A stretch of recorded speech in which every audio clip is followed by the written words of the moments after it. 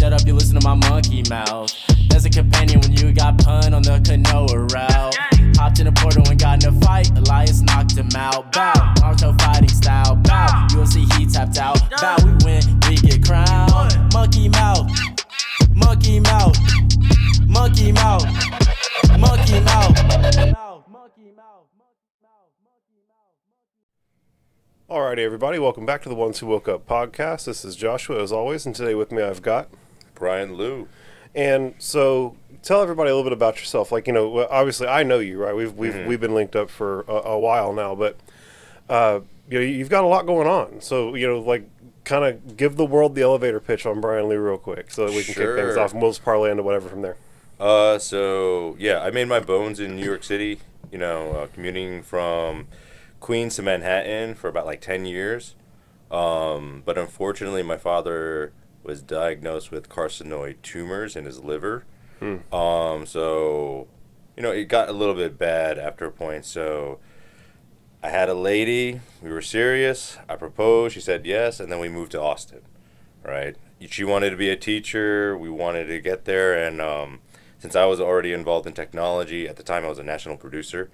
I ran like creative teams for an ad tech firm. So it was easy to be remote. And, you know, I also told them, if you want to get the South, you know, I went to high school in Texas, so might as well get a Texan to help Texan business. You know, this is just how it is. Fast forward, though, you know, when you're away from the ship, you don't know how much the others are talking, even if you're doing the work. So a lot of those politics got in the way. I got let go 2 weeks before Christmas. Damn, what a holiday present. Right. What a holiday gift. Okay, man. And then check this out. I already proposed, and we already had a timeline. And so I needed to find income because we were not ready for the wedding and things like that. No, y'all were banking on, like, projected incomes. Yeah. And then, like, we had a little bit of savings. We didn't want anything super big, but you got to do something, right? Like, food costs money, drinks cost, like, with my friends, drink costs a lot, man. Like, you can't show up. Of course. You know, but then it kind of got into a little bit hustle mode, you know. She was looking for a teacher job, and guess what happened in the Austin area? 2,000 teachers got laid off, like, that year. So it's bad timing. And then after being let go of my job, trying to find jobs here was also difficult, right? I'm already used to a New York pace, you know. They think that the amount you can put in, what's it called, is an instant output. And I'm like, I had this done already like 20 minutes ago. I'm waiting on you guys. You know, I need you to fill up more of my time.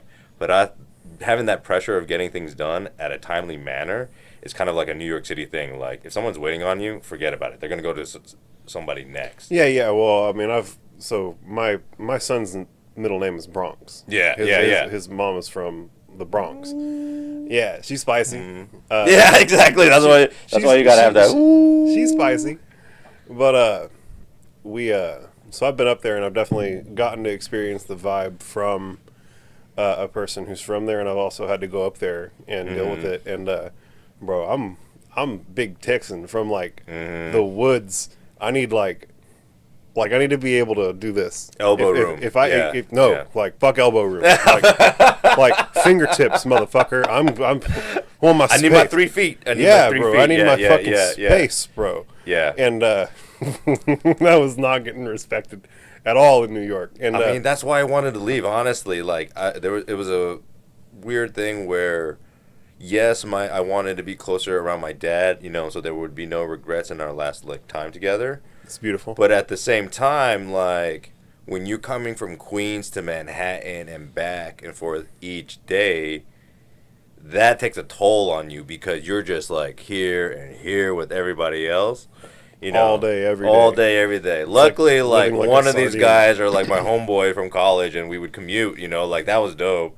But we would still sometimes have to be like, each other's ass. Yeah, make it creative. Okay, we this close, bro. You know, it's like, bro, this is all no homo, right? Yeah, I swear to God. Yeah, and then also, you know, it was kind of like, you know, my dad even said like, why are you so mean and tough sometimes? You know, I mean, he actually said that to me, and I'm like, you know, Dad's like you said, if you got to be tough in this city, you develop leather skin, and then just sometimes there's just how you get it done and how tough you have to be to survive. Oh, you're just engaged into a certain type of mode in order to I'm survive just in the and mode, succeed. you know. So one of the things that really struck Jen, the mother of my child, whenever we went back to New York to visit some family, is how rude everybody was, and she was like, "Dude, what is going on?" And the point that I'm working towards is that she had grown accustomed to Southern hospitality. Yes. And you don't realize, like, if you're from around here, Yeah. you don't realize, like, how hospitable people are and how much of a thing, like, that is particular to here. Yeah, that was an adjustment. Like, even if you're just holding the door, right? There are, like, at least 5 or 6 people who just will still slide in, right? But nobody will even say thank you. You know, that's a normal thing. No, you know, see, that's there's this weird not the case thing here. where it's yeah, down here obviously, you know, that's why I also chose to stay down here regardless of what happened, because cost of living, we can take it, right? You can, if you learn how to cook, plenty of produce and good food around. Oh, farmers markets everywhere. Right, and then more importantly, the kids can be raised in an area where, you know, it's really like being close to nature and also proper manners. You know, I'm making sure even my son asks for HEB Buddy Bucks. There's please and thank you in that formula, right? Yeah. You have to make it automatic and like instilled, and you know, just in busier places, it's kind of like The social contract is kind of breaking down. yeah, right? they're too busy hustling. You have to kind of overstep what people would consider here normal boundaries in order to just get where you're going and do the things you're trying to do up there. And so it's just like we said earlier, a mode you have to be in to even get along up there. Yeah. And so it's just a whole different vibe and a whole different pace. Yeah, like I only want to visit my friends. You know, I don't want to fuck with nobody else. Like, right? Like, it's just I'm gonna go visit my friends. I'm gonna visit my family.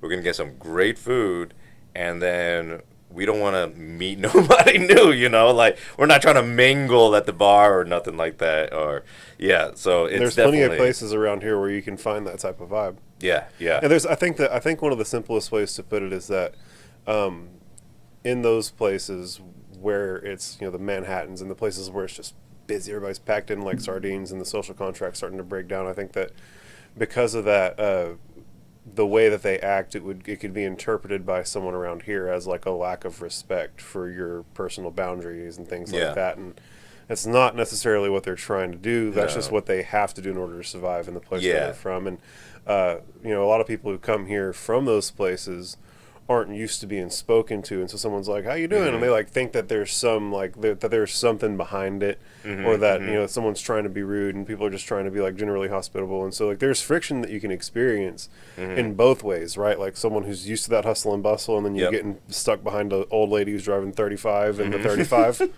and freak the fuck out. And then also, you know, there's people like me who used to their space, and all of a sudden you're trying to tell me that I have to literally be bumping elbows with this smelly ass motherfucker on the subway. Like, bro, what's like? And hopefully this subway doesn't have like a stop in the middle of the tunnel where you're just waiting, you know, for train traffic and stuff like that. I didn't experience any of that. Yeah, so I can honestly say that there were times when we got on the subway where it was really uncomfortable. But there were also times whenever we got on it where there was plenty of space. And we were able to ride around and check stuff out. And, like, it was neat. I was able to really enjoy myself up in New York. There were a couple moments where the anxiety got a little overwhelming, where there were just too many people. Too many, like, little... There was, like, death by 1,000 cuts in a couple instances. Yeah. I mean, like, I think even... I enjoyed myself. Just because, like, here we have open spaces, right? But we have definitely spots that we go to, like we said, that gives us like these little safe environments, right?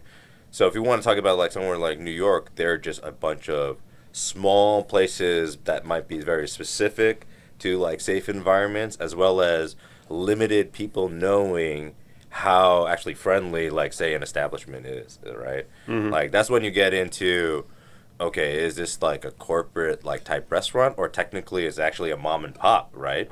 You know, and sometimes in a city that big, you know, like you don't know how what's it called, who actually owns it, because that might be their come up, right?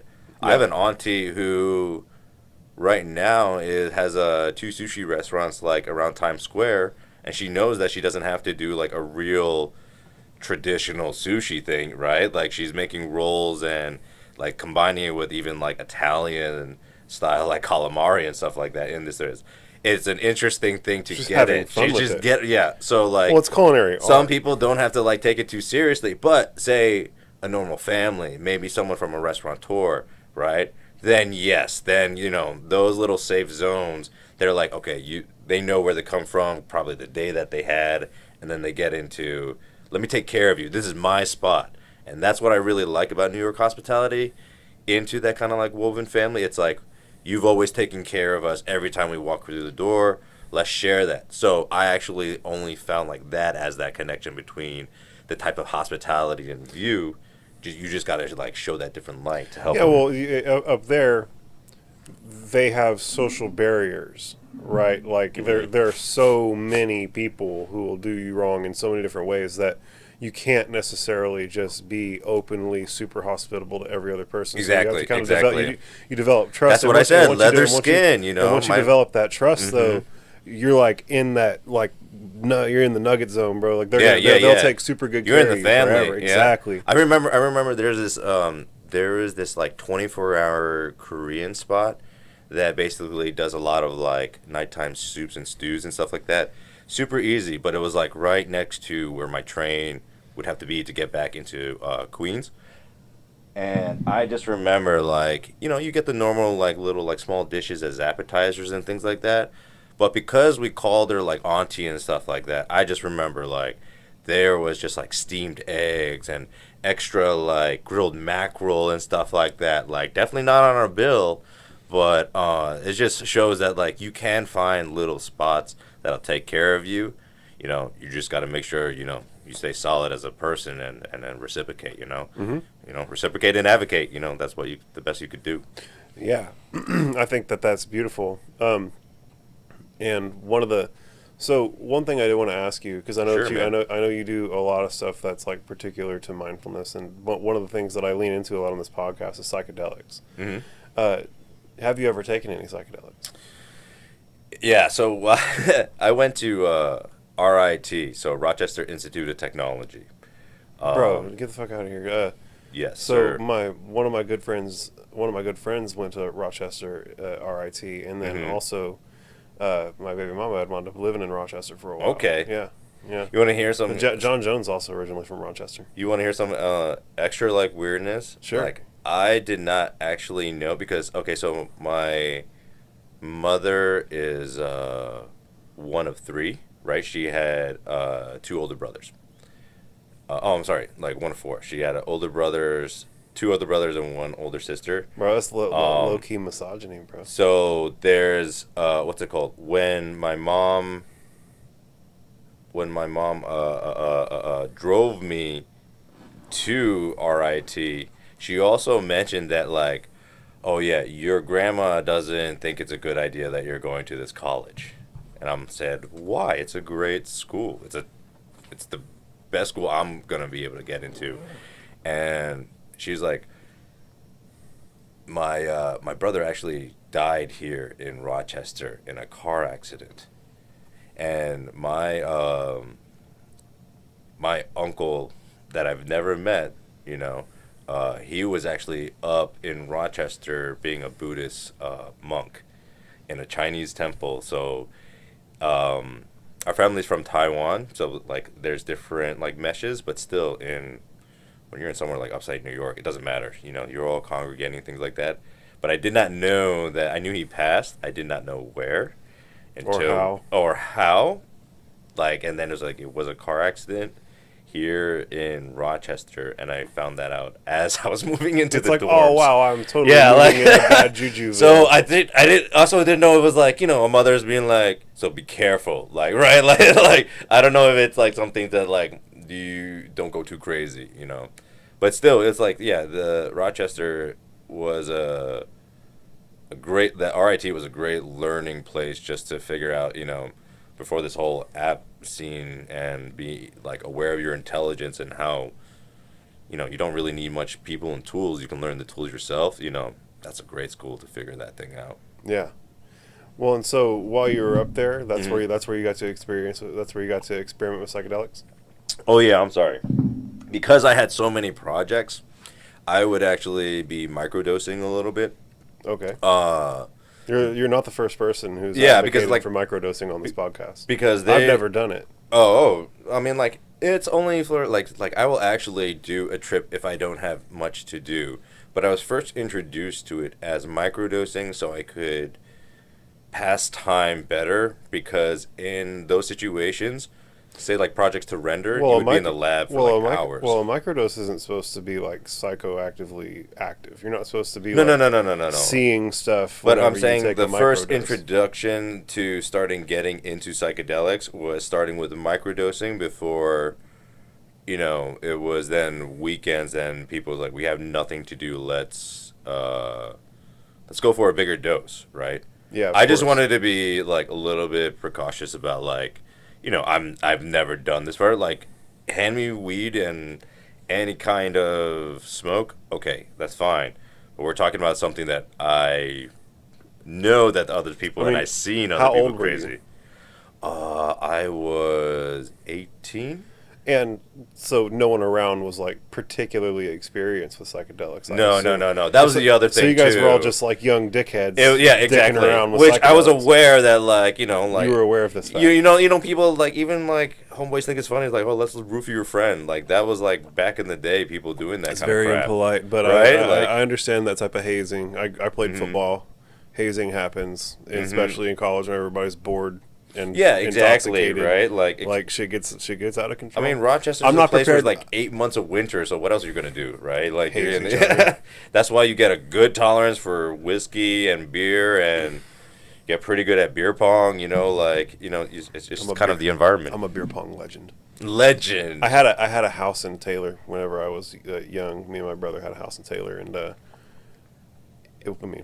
Kevin was 18, I was 19, and we had a house. And so all of our friends that were 18 and 19 that couldn't go out and drink legally, our place turned into the hangout.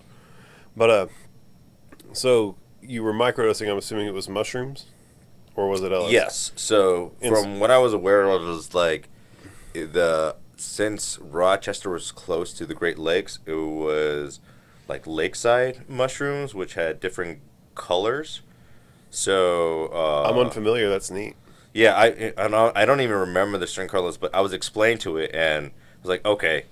some wook explains it. Like, yeah, some guy like, okay, different colors because different environments. You've earned my trust because you like when somebody is really enthusiastic about something, it makes me feel more comfortable because it sounds like they've done their research, right? Well, at least they've had good experiences. Yes, with exactly, it and are enthusiastic for you to have a shared. Exactly, they're hoping you share the same. They're great trying experience. to forge a path in the fifth dimension to something really positive, and you can tell, right? And like whenever you're in that environment, like it's like okay, cool, like I want to get to like the thing that I can see you've had. Cool, let's do it.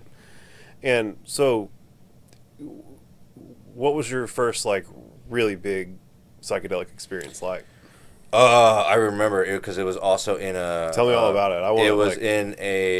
It was between two slices of bread with some sliced bananas, peanut butter, and honey. That's well done. And someone made me a sandwich. That's well done. Good job. And because I remember it took a long time for it to hit, didn't it? It did, but it was nice because like it was also like you start being like this isn't gonna work. We were around a campfire. When you wrap it in a sandwich, it was just it's like a lot of bomb. Go fetching wood, and by the time like we had enough wood and like sitting down, I could just sit down, and then nobody bothered me, which was awesome. Like some people went to go drink and stuff like that too. I'm pretty sure they didn't take any. So there was actually no pressure. Before I knew it, I was gathering some wood though. And then realizing that we already put out the fire, so I was gathering wood for like no reason. So I just literally at one point when I realized that happened, I just dropped all the wood, just looked around, and I just sat down. Bro, you're describing being a 2-year-old picking up sticks. Yeah, exactly. And you're just like, let me get these sticks. Oh, yeah. I don't need these anymore. Plop. Yeah, it's weird because like even up there, there's different. Like, especially when you don't have, like, any light pollution, like, you have some kind of, like, you can still see things, right, at night. Oh, yeah, And what a lot of people don't realize is that mushrooms factually do increase your visual acuity. Exactly. So like, like, you I can was see very better. more keen to like the And sensitivity to light. and the longer you're so in I that didn't dark feel light, like scared. Like I was like alone in the dark in the woods or something like that. Like see what's going I on. could see everything, and then I even was just like, what do I do now because the cafeteria is closed? Like I was thinking about those kind of things. But it was a very nice sense of calm, and then I put the check marks like, okay, mushrooms, okay, body, okay. Didn't have a bad experience, even up into maybe my late 20s. Having mushrooms was probably the last. Still no problem. Had great times. and very productive. And one of the things people don't realize about these psychedelics is that there's something that you typically don't want to abuse. Yeah. Right. Like there's a distinct feeling that you have when you're taking them that like it'd be fine if you took it a bunch, but it isn't necessarily in your best interest to do this all the time. Mm-hmm. You know what I'm saying? Like it's fun, it's good, but there's a reason why there isn't like a huge epidemic of people being addicted to mushrooms. Mm-hmm. You know what I'm saying? Mm-hmm. And so, have you ever taken anything like heroic? Like have you like really like uncorked your fucking self by taking way too much, or had like anything really profound go down on psychedelics? I wouldn't say profound, like to the point where like I haven't things on mushrooms was definitely not the same as say like things on acid. Oh, so I have a thing I like to say. I actually saw this online somewhere and it made good sense. Is mushrooms are like Lord of the Rings and LSD is like Star Wars. Yes. Okay. You see what I'm saying? Like it's just I concur. a whole different vibes, but like they're fun, dude. They're both fun. Bro, if you ever want something profound, I like have DMT. like you want to go talk to God, bro? You got 15 minutes. Bro? Okay, so good topic on that. So once I literally was just telling my homeboy in the car about this. Like there was one time where I did have a plug that I care about not only getting some bud for me and my wife, but I care about the kind of like the business and part of it, right? Making sure that they're good people. I don't want to just enable an asshole. Yeah. You don't right? want to be like this. You don't want to be putting cash in the pocket of a bad person. Exactly. So at first it was all great, and then I remember one time like I was just playing a little poker with him, and he gave me a pen to hit, which I assumed was just like Weed. a THC cart, and it ended up being a DMT cart without him telling me. Oh, that's very impolite. Because he wanted me to still stay there and hang out with him, right? Which then kind of really then later on triggered the screaming notion of like, this dude is like, be my friend, but doesn't want to say it, but can supply it with like, say, just like good times or whatever, but that was definitely crossing the line because before I don't know where time's gone and stuff like that, and I have responsibility still, right? Like I do have my fun, I earn my fun, but it is not psychedelic time or to make me trip. Well, like, bro, like before come without on, knowing. man. Like, you don't want to fuck with people's perception of time without their consent and stuff. Like, like the big thing is that he hijacked your bodily autonomy without your consent. And that's a breach of trust, and you don't want to put someone under the influence of a psychedelic in a situation where doing it is literally a breach of trust. Like it's like a guaranteed recipe for a bad trip and for that person to start like really disliking you. Like that's so impolite. Like I don't know why that guy thought it was a good idea. It was definitely a lapse in judgment on that individual's behalf. And that's not the like responsible or friendly way to really go about doing it. I mean, I think it also had to happen so that it would wake me up a little bit to realize that. Woke you up a little bit. As much as I wanted to always be a helpful giver in some kind of like friendship, time, whatever, just a sympathetic ear, right? Like that's what some people are thinking about, but. Then to get the return of certain actions, right? It's like you have to maybe create certain layers I think you know, I think out of that kind of like. I think a good simile is giving cash to homeless people, right? You want to help, right? Yeah. But those people have been receiving that type of help at continuum for an indefinite period of time. Oh And yeah, so no, for sure. Yeah, and so if you're just complicit to that, then are you really helping? Or are you know what I'm saying? Like, are you really Teach helping? a man to fish, right? Are you really actually helping that individual at all? Are you really? You know, and maybe you are. I've never been going through withdrawals under a bridge. You know. Yeah, you know, exactly. We haven't been in their situation. I don't know, but these are thoughts that cross my mind as I hand out my change. It's like, man, am I really helping this individual, or you know, like, do they? Because what I think help would be taking them to a rehab. You know what I'm saying, and getting them to where they can get like a consistent supply of methadone, so that they can, or you know, like there's so many different reasons why you wind up homeless. And I actually want to start a charity called Building Bridges. And we build bridges that take you where you're going, not to sleep under. And I have this idea that if you are habitually homeless, that's an indication of some clear form of mental disability. Like, the average person isn't going to go live under a bridge because they can make it. And they do, right? They're not so disabled that they can't, right? They're disabled to the point that they can't. Well, and whatever that may be. And a lot of these people are so sick that they don't realize that they are sick. A lot of them know they're sick, but they don't realize that there's access to help. They don't realize what type of help's available to them.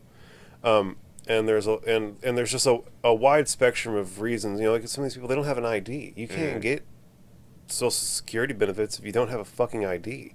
So how do you feel then, like, sorry to interject, but like, how do you feel about, like, you know, since the past few years has really been transformation in Austin when it's coming to, you know, the homeless situation. You know, I've seen it definitely on different sides where it's like the advocating side, like needing more services, needing more areas to like help them, and then the other side, which is basically they're dirtying up the realty, is really basically their argument, right? Well, I mean, assuming it's unsafe. I mean, let's be honest. You can see where the epicenters of where the homeless people are being served. Yeah.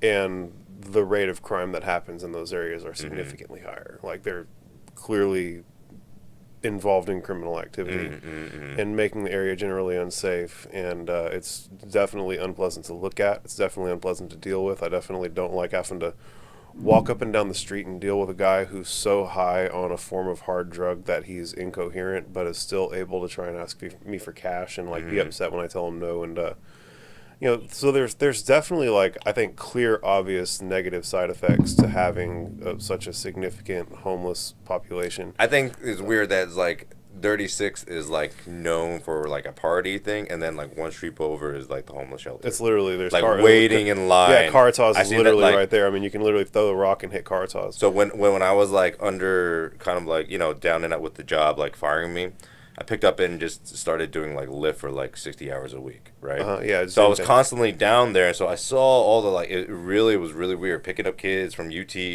dropping them down there, then picking drunk kids up, and always having in between having to pass these guys that are like just waiting for a handout, like down there. And that kind of like difference, man, that like really puts a lot of perspective into, you know, everything that you're doing. But it's like, I don't think many people even realize it's one street away, and you don't realize that this kind of stuff is going on. Yeah, and so it's definitely saddening, and I don't like it. And I think that so I have 2 points I want to make. Sure. I think that the major culprit behind the exploding homelessness rate in Austin is the influx of private equity into the local economy. Okay, I agree. Like, they're buying up all the real estate. They're jacking up. They're gentrifying the South Austin. Exactly. They're jacking up all the prices on everything. Now they're gentrifying East Austin. Real estate. I was at a wedding and I was sitting next to a like prominent commercial real estate real estate broker rather from Manhattan. And he was saying that the prices on real estate in Austin are like Manhattan prices right now. And that no normal person can really make it. I mean, a guy who's making $16 an hour is not going to make it trying to live downtown in Austin if that's where his work is. You're just not going to. And so a lot of these people just feel as though they're just completely despondent. Like there's no way they can make it. There's no way they can afford the rent. They don't have a car. There's no way to get out of town. I'm just here living in the shadow of these billion-dollar buildings. And I want to circle back to the building bridges idea because I wasn't able to get to the primary crux of it. I was just explaining the problem, and and so my solution to the problem is getting people out there on foot, getting these people, I mean, literally bridging the gap between these people and the social services that they should have access to. Like, we need to get these people to where they have, like, easy access to a halfway house and then, like, literally provide them with a ride, take them, give them a shower, take them up to the DMV, get them a driver, get them an ID for $25. It's associated with the spot. Take them to the meetings. You don't understand. It's hard for someone who's living on the street, who hasn't bathed, to work up the gumption to walk across town to go get an ID, to walk across town to go and fill out this paperwork, and then to wait 6 to 8 months for them to just tell you no, and then they can't afford a lawyer to go fight the disability claim and all this other shit. Like, my father is disabled and rightfully disabled. And it took 2 years, almost 3 years fighting. We had to damn near sell everything just to get access to the services that he had access to. And so that's part of it, is that the social services aren't necessarily an open door, right? They're putting up barriers to entry. There's a general demeanor within the system that everyone's here to try and take advantage of it, and we got to weed that out. And so I want to take these people and literally take advantage of of programs that help people. Oh, and my God, like, God forbid! Since I come from God that forbid whole, like, that we pay for someone's food. It's whatever. My big deal is that we need to get these people pushed through the system appropriately so that they can have access to Social Security and disability and all these different things that they should be rightful. Like, bro, you've been homeless for 4 years. You're clearly, like, you've done too many hard drugs. You've turned your brain into mush. Cool. You're disabled now. You've got mush brain. We're going to put you in a little tiny home outside of town, give you access to all the shit. And I feel like that's less burden on society than it is for us to deal with them, deal with the trash they create and deal with the crime they create. And ultimately we wind up paying for them in different ways, right? And so, I just feel like we should really, really double down on taking really good care of them.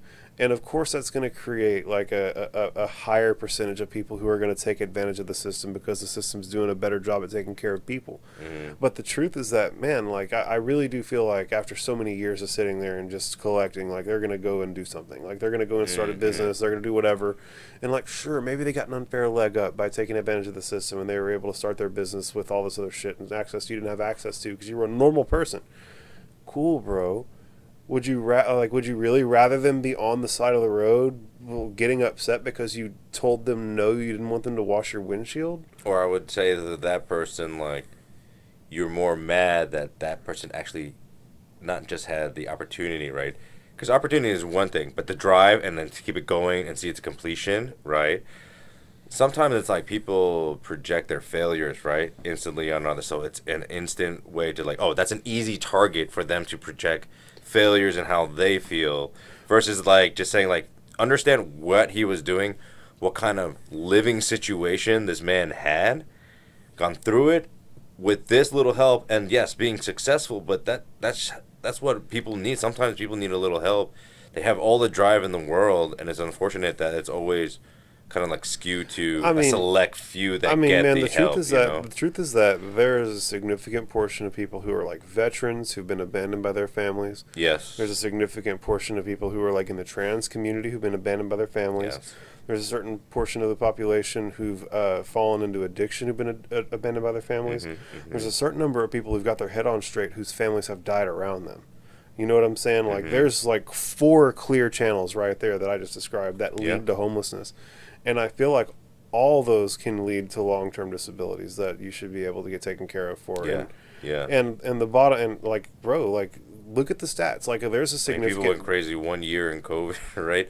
Yeah, imagine that was your life. That was actual life having that kind of I just feel like if you're anxious and depressed and whatever to the point that you're homeless, then it should be a clear disability, right? Like no one, I don't feel like, except for like a very rare select portion of the population who are just like awakened Buddhas who took a bunch of LSD and don't give a shit about money, who are just like out there chilling, enjoying themselves, right? But like the vast majority of people are there because they don't have support structures and the system has ultimately failed them, right? And like it doesn't need to be that way. I really do believe that.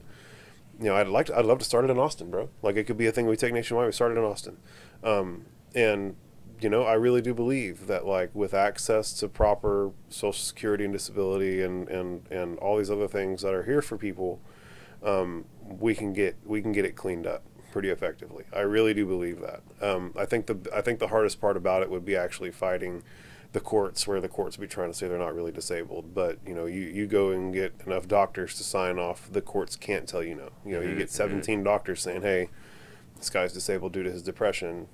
That's due to long-term drug use and abandonment. 17 doesn't seem like a big number. So how is it hard that it hasn't been done already? What do you mean? What do you ask me? You said like 17 doctors to sign off on. I was just coming up with an arbitrary number of hey, state, you're trying to say this gentleman isn't disabled. Well, look at all these different medical professionals that we've taken him to, and they've all diagnosed him, and they've all determined that he's disabled. Like, how many medical professionals are you, as a legal professional, going to disagree with medical professionals on a subject that is medical? And so I really do believe that we're all one big organism, man. Like, we're all one big living thing, and it's all a big act of love. And I really do believe that, like, your suffering is my suffering, and my suffering is your suffering. And so when I see people suffering, it hurts me. Like, it hurts. It hurts, bro. And I want it to stop. And I really do believe that there's enough money floating around. And a lot of people get on this tangent about how, well, they look at it like a pie, and there's only so much to give, and if I've already got mine, and so if they're going to get theirs, it's got to get taken from me in order for them to have it. And the truth that's hopefully not even a dying mentality, but that's such a it's a failing mentality. But in conservative states, like the people who vote red, who lean way red, like they're the guys who like hold the guard, who like want to cling on to the good old days type shit. Those people who do that, and I don't fucking remember where I was going with that. It was to advocate, like you said, like there needs to be programs that actually do something effective. Building bridges, dog. And then I think you even touched on, for the example, like even if it's fake, right? Even okay, it sucks, right? But at least there's more people coming to attention to it, right? Like as you said, you don't care if even these fake organizations, whatever's bringing light to the problem as much as it can. And then you mentioned the veteran community being part of the homelessness, right? I feel like even in the veteran community, like all these guys say that they're going to do something for the veterans, right? They definitely take the tax write-off, right? They definitely market that shit. Bro, they definitely, you know what I'm saying? Most charities are scams. That's why, you realize that they can take 97% of the money that's given to them and put it to executive salaries and marketing and wash that money away and take 3 pennies on every dollar and put it towards the actual cause, and they're a charity. Like the March of Dimes. You know why it's called the March of Dimes? Every dollar that gets donated, an actual dime makes it to the cause. And they're like one of the best charities around because they actually put 10% of your money towards the cause. No, yeah. MPOs are just shelters, MPOs are just tax shelters. That's all they are, It's man. insane. Well, they learn how to do the paperwork. Not even that. They're fraudulent mechanisms for profit. Bro, I'm gonna tell you right now, if I started a charity that was something sweet, right? We're gonna help whoever, babies born with weird disabilities, right? You could give me $1 million, and I could put $30,000 towards actual help and keep $970,000, bro. Like, and then they get away with it by saying, okay, but all these operational costs, blah blah blah, materials. I mean, you can literally put it all. You can literally put it all on executive salaries. Whenever the state comes around and looks, as long as you're putting 3%, they're cool. How you manage your money outside of that, what your mechanism looks like on the back end is cool. As long as the bottom line shows that real 3% went to the real problem, then you're good. You could literally start us out. You could get a $970,000 a year salary on $1 million a year. On $1 million a year thing that you run online. Let's go in that rabbit hole. You run online alone. That's why not enough things in different nonprofits get done, right? We already know. Oh, there are plenty of channels, and they're always they're always an income stream, right? Because there's always that people who actually don't know how to help and they want to help, so they donate. So then you get the other factors like the channels that they're gathering it from, right? Those are then finding ways of structuring donations to pay for these ventures, as well as not having to pay different kind of taxes on it. Like, they can structure it however it benefits them, but who it doesn't benefit is the purpose, right? Like, the actual people. So why the fuck did you even go through all those loopholes? Well, it was so that they could get paid, right? It was so they could get paid. That's all it was. To stay the money, and then I always think that's kind of like a little bit of the problem, right? You said the money is there. The people who then have the money want to stay controlling the rules and guidelines that keep them paid, and still being able to, even all this time. I mean, I don't think this is a new problem. This is I've got a challenge. I've got a challenge to issue to anybody who's listening. Look at the entire budget of the United States government, and then look at what percentage of that goes directly to the military, and then report back to me on how we don't have enough money to do what we want. And then that's the bottom line, is we could take it from the military. And there was something I wanted to say where what had you just been saying right before that? It was something about they're basically big scams. Fuck, I lost it, bro. No, that's okay. That's life. There's certain I've learned from like actual veteran like shout out to like Veterans Jiu-Jitsu. They're an awesome organization here in Austin, trying to enable jiu-jitsu as a therapy tool. It's beautiful. I love that. In different gyms and stuff like that. Even working out, just making sure that like for veterans and first responders, like they have an outlet, right? But like knowing from some of the real people from there, you still then validate like, yeah, some of these organizations that say that they're doing something for veterans are full of shit, right? Yeah. And I'm glad that I've come across and earned the trust of some of these people to actually know that, because to get the inside scoop. Because a lot of other people, we do want to help, right? And then it's like if we don't have an avenue, that makes it hard. So here's an avenue. Here's a thought that I've been having. This is what I was actually working towards earlier. I want to create a form of cryptocurrency. Okay. That there's basically a limited number of them that we're ever going to make, and the only way you can get them is by doing something good in your community. Okay. And every time that someone acquires one, the value of the ones that were issued before go up.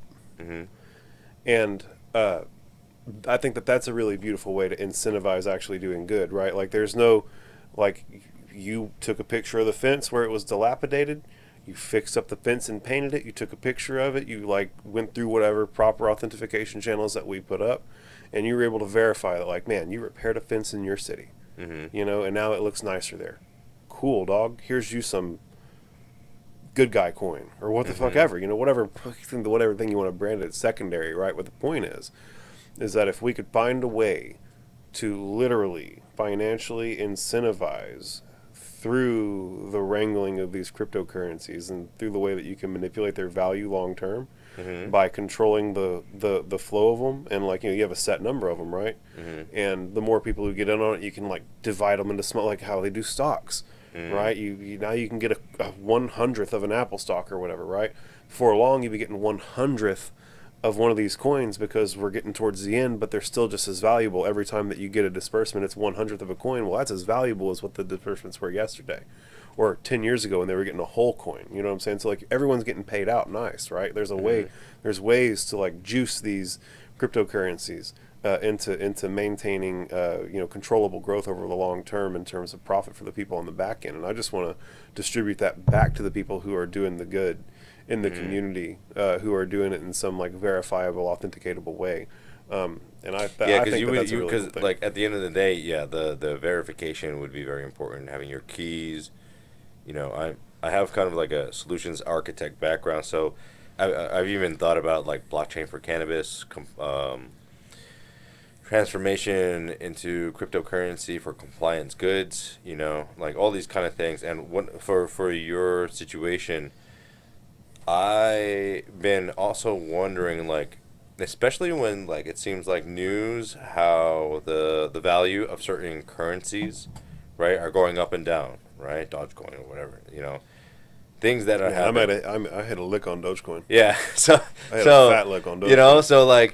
So it makes me wonder, like, even with unlimited shares, like, I always wonder, okay, but then what is the conversion? At what even conversion point of time where, like, you do have, say, different currencies that maybe bought in, the output back out, right? So, I feel like you might want to think about it more from like an NFT approach then too, because then that would be more of like a licensable thing to reshare and whatever sell.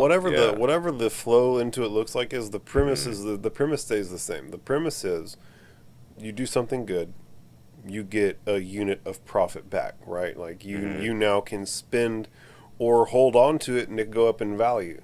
Right, like it's like a bond, effectively. You know what I'm saying? Now, would you be afraid of any of the consequences of doing good for reward, to the point where like we both have kids, right? So it's kind of like I worry sometimes if I'm always giving him a reward for every time he does something good, then he's gonna do good expecting the reward. Listen, right? I would rather create a legion of people who are doing good, expecting something in return, than no one be doing any good out there. That's fair. At all. That's also fair. You feel me? Yeah. At the end of the day, there's a utilitarian weight and balance to the amount of good being done. Because nothing being done, that means no progress, right? No progress, right? like. And so even if I have to like hijack some kind of ugly mechanisms on the back end, I feel like those means justify the ends. I really do. Okay. And I don't think that it would create too big a problem. I mean, God forbid I create people who are addicted to doing good in the community.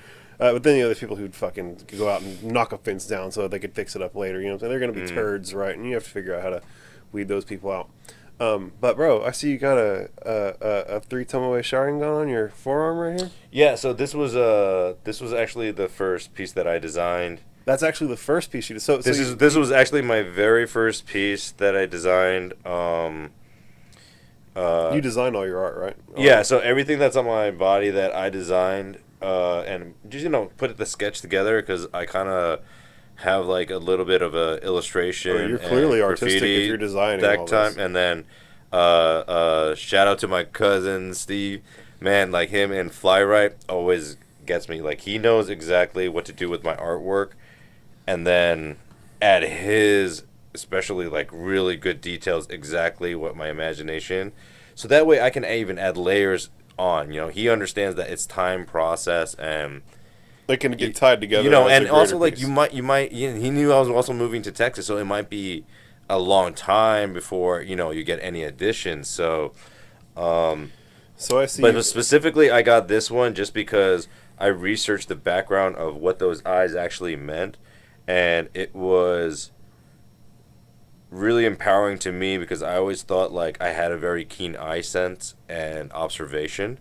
So learning about this actually being manifest into a certain power, that's what it symbolizes, that your visualization and being able to observe and key little details and even see things even a little bit that beyond that. In a certain sense. Yeah, seeing into the future. That's what's kind of like giving you the power, and that it's almost like a safety power that you can have on, right? And then you just build on that. So that's why this was the first one. Well, I'm a big Naruto head. Actually, I run a Naruto podcast. Yeah, exactly. Like I knew you would love that, right? The Konoha companion, man. 45. And then that's why I also wanted to also put the brushstrokes, in the fashion that you see even like Mandra going. So I added that just to get into the flow. It has almost the Kamui swirl. Yeah, exactly. So like getting on that side. That's what that jutsu is. And then actually, to be honest, like even though this side is supposed to be for like family, I'm probably going to do a Kurama piece on this other side because that fucking broke my heart when I saw that. Yeah, you know what I'm saying? Oh man, so you've watched all Naruto? Oh yeah. Oh yeah. man, so dude, yeah. My wife even when we were dating knew that like we were like don't bother me on Thursday. I'm watching this show. Kurama Bite in the Dust really hurt. Mm-hmm. I have a buddy who runs a podcast called the Rayshawn Gadsden Anime Podcast, and I was on his podcast, and he most recently did a podcast with the voice actor of Rock Lee. Oh, really? That's pretty dope, man. How interesting, right? Yo, he's shout out Rayshawn, man. He's a good guy. Yo, I do love Rock Lee, man. He's like, he's one of the most wholesome characters. Hell ever, yeah, bro. man. Him and Mike Guy, bro. Man, we're slipping into another podcast already. bro. Whenever Mike Guy opened the final gate, and Madara was like, "Oh shit, you're the fucking strongest." And Mike Guy didn't have any time to wait, bro. Mike Guy literally didn't talk any shit. Just went and drop kicked that motherfucker. You know why I love him? That's like the peak of anime for me. Dude, it's because like also like for when I saw that, I was also really grinding, in different kind of hustles, just trying to make something work.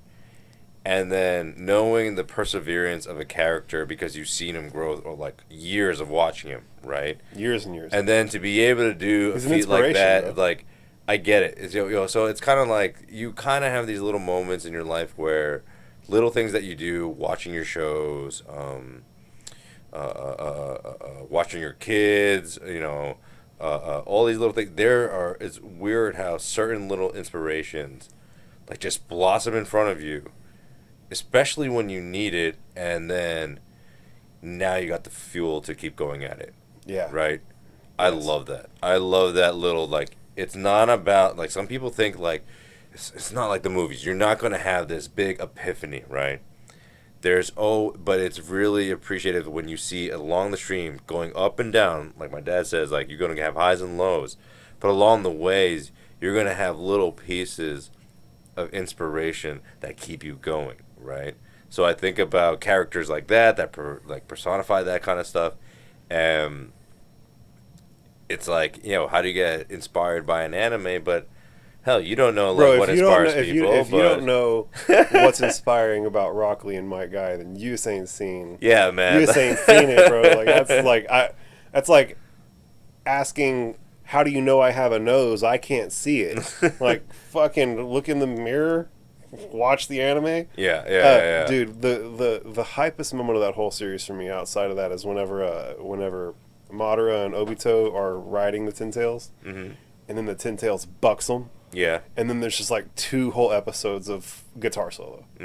Like, just like you thought that the Ten Tails was crazy when it was being controlled by those 2, and then it bucked them, and it was like pure fucking chaos for 2 whole episodes. I've seen that like 4 episodes where Madara and Obito are riding the Ten Tails, and then the 2 episodes after the Ten Tails bucks them and things kind of start to level out, like Kaguya comes in or whatever. But like those 4 episodes, I've seen those 4 episodes probably a dozen times. The only other thing that I've seen that compares to that in anime, have you seen Demon Slayer yet? Yeah. The end of the Entertainment District arc, whenever Mr. Uzui fights whenever he comes back from the dead and fights that fucking demon, and they finally get him. They decapitate the two higher 6 or whatever at the same time. Bro, that's pure ecstasy for me, bro. Like I'm into novelty. I'm into seeing something that I haven't seen before, and I had never seen that before. And the whole time I was just one gripe about Demon Slayer. Now hear me out. Because especially like sometimes Instagram is my my Pinterest board of inspiration, right? Sure. All right, this is a shout out to some of you kids too. Stop getting tattoos of animes that like just been out or That haven't like you ever chasing seen clout, before? right? Like, okay, this is because I've seen it for many years, right? 20 I have years. I have a kid Goku tattoo because I used to rent those tapes out of a Chinese back where I had to have some kind of ID, which was a library card. And they would rent me out a bootleg DBZ tape that I would go like every weekend. That's the only reason I went with my mom shopping, right? So those are years of loyalty, right? That's what should be earned on your body. So some of these kids that are like, I just watched this new anime and here's a brand new like tattoo, and stop doing that. Stop doing that. I just wanted to relate that like, from bro, these past like the it's anime and the tattoo, because this is permanence, man. Well, it's like people. Permanence, loyalty, I mean, like it I should mean- mean something. I mean, bro, people named their daughter Khaleesi before seeing the entire arc. I know. Like, let's be real. But on that note, guys, we've been at it for way too long. We slipped into all kinds of I know, dumbass we shit, did, bro. we Dude, did. This was listen, great, though. This was a great conversation. I know there's still so much that needed to be said, bro. All good, all good. I know that you're in the area regularly, bro. Hell yeah. Shoot a text, man. Mhm. Anytime you Mhm. want to make this happen, bro, podcast studio is always available to you. Appreciate it, man. Me podcast studio is to podcast Nice, studio, man. my friend. But for the camera, people listening, give everybody one last opportunity to know where they can find you online, what you have going on. If they want to support you, how they can do that. Hey guys, so on IG I'm Cannabis Tech Guru, as well as with my CBD coffee company Victorious Cafe, and we also have now one of the best THC free products made in Texas, Drops of Life. All right, I want to shout out to my man Jake for giving me the opportunity too. But yeah, you can find me around town. Mostly I like to do some jujitsu rolls, I so see always you've giving got- an you've got your invite. Renzo Gracie Yeah, shirt on. my house, Henzo Gracie, Austin, man, some of the best guys that you can actually learn from safely, I would say. Remember, be safe out there, and yeah, definitely thank you for having me on, man. Bro, well, thank you for stopping by. It's been a beautiful conversation. I'm really glad we were able to do it. Thank you, everybody, for tuning in. We'll catch you guys on the next one. All right, that's a wrap, bro. What a great conversation, man. Fantastic. I loved every minute of it. Oh, stretch out, get a glass of Thompson in you. What? Thompson. Monkey mouth, monkey mouth, monkey mouth, monkey mouth, monkey mouth.